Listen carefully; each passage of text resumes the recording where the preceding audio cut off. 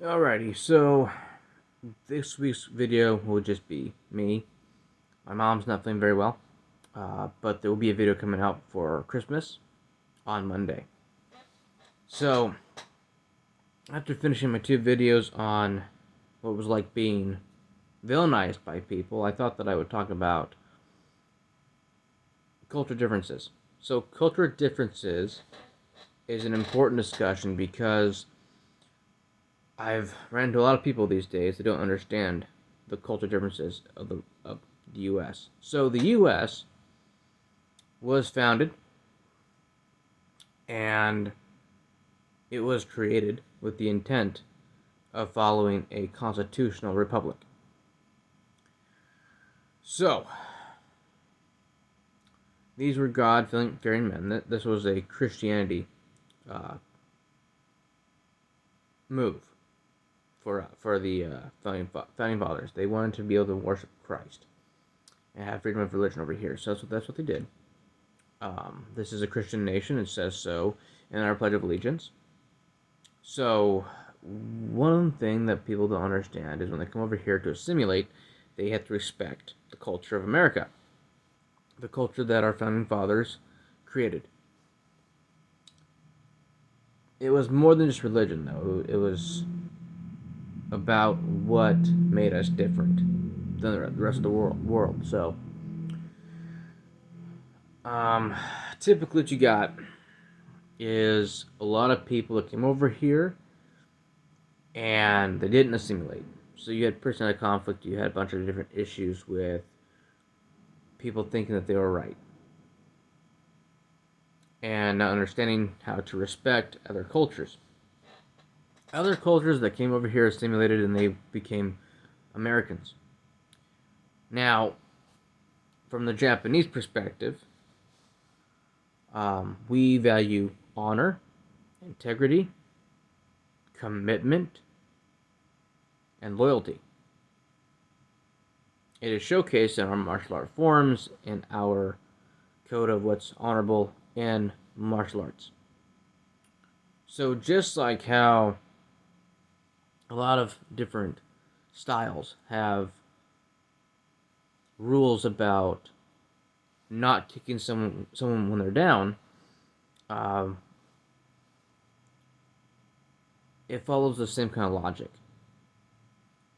So that's why when I'm watching fighters getting on top of each other and punching or kicking or getting violent, to me it's not honorable. You let the opponent get up first. If it's a street fight, that's different. It's still not something I would condone, though. And so what you have is a lot of people that don't understand the difference between cultures. So American culture is a lot different than Japanese culture and Mexican culture or Spanish culture. Spaniards are very, very different kinds of people. You get different calibers of people in every culture. And unfortunately, this is where we get into racism. Because they blame an entire race for how low class people decide to live their lives. And I've never believed in racism. I've never believed in attacking someone for their culture. I believed in this. Maybe that culture doesn't align with your principles, your morals, your values. That's fine. Maybe the people in that culture are not people you want to associate yourself with. Totally fine. So you have that right without being racist. You can accept everybody. But the acceptance part means that you don't want to change them. You just accept them as they are. You don't have any ill will towards them. You don't have any negative emotions. It's just they're going to do what they're going to do. As long as it doesn't bother me, we're good. But what happens when the low-class people of that culture do have an impact on your life? With either threats or violence or something to that effect. Or even crimes. What happens then? Well, it's not a race issue. What you have is someone who decided to commit a crime who just so happens to be that race or of that culture. There is good and there is evil in every culture, just like there is in every person. Whether or not that person chooses to go with that evil flow or that good flow is up to them. It's called free will. So, I don't judge cultures, I don't judge people of those cultures. I don't make it into a race issue or race crime. I make it into a matter of the heart issue. That person chose to be a bad person. That person chose to be a rotten person. That person chose to be a horrible example of their culture. That's it. You write it off as that. There's no need to go deeper with it. Once you go deeper with it, that's when you become more racist. You become something that you yourself don't like. Some people think racism is great. It's funny, it's fun, it's great. Okay, that's their opinion. Overall, racism can damage a person and a culture. What separates Japan and the Asian culture against everything else, so what separates us is discipline, philosophy, the psychology. Martial arts is not just about one's own power. Martial arts is about a way of life. It's a lifestyle. It's about incorporating yourself into what kind of warrior you want to be. That's why it's a more philosophical thing. It helps with the mind, body, and soul. It is as powerful physically as it is spiritually and mentally. Because you're honing in on all those skills. Which is why I prefer the Asian culture over the rest of the cultures. I'm not saying it's perfect. I'm just saying that I choose to take the teachings from it over the other teachings. American culture, that's the culture of guns a-blazing. You know, they're the culture of punch first, ask questions later. Which is why it is so horrible that you see that mentality is stripped away. They were the ones that paved the way for the future descendants. And instead of being true to their morals, their sets, their values, and their character, you watch their descendants become wussified, brainwashed, and lose sight of what their ancestors believed in. Japan had the same issue, along with other cultures too, but the other cultures were okay with being corrupted. America was supposed to be the one exception where they were not going to be corruptible.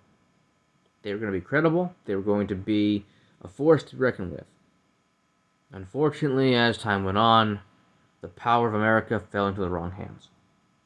And we've seen that happen in every historical event around the world. It happens. So, I want to show you that it is a cultural difference and not a racist issue. Everybody thinks differently and acts differently in different cultures because it is that culture that brings them up. It is that culture that raises them. They will either be productive members of society or criminals. You will either be smart or dumb, depending on where you grew up in that culture.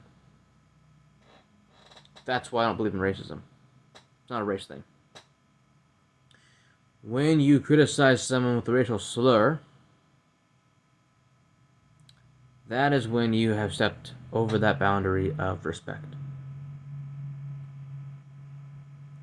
That's my take on it. So remember, it's a culture difference that we face today. Racism stems from that if you choose to weaponize culture against someone. Instead of it being, that's just the way that they were raised, we raise people differently here, taking the high ground. This is another issue with when you had a lot of people using the term savage as a derogatory term way back when. But did those people fit the narrative? Did those people fit the description of a savage? They did. Typically, they did. You had savagery everywhere around the world, Middle East especially. Then it came over here to different continents. Asia, America, Europe, everywhere. Savagery has been around for years. It's as old as human nature itself. So, it is important to understand the different cultures, to learn about cultures, what each culture represents, what they stand for, so you better understand the people that come from that culture. And stop being people who judge a book by its cover. My family is Japanese and American. There's also other parts of us too. We have Cherokee Indian, we have German, we have I think it's Scottish and a few other parts. But overall, what makes a person is that person's character. In some cultures, character is everything. In other cultures, they don't talk about character. So, before you cast the first stone, it is important that you understand culture differences.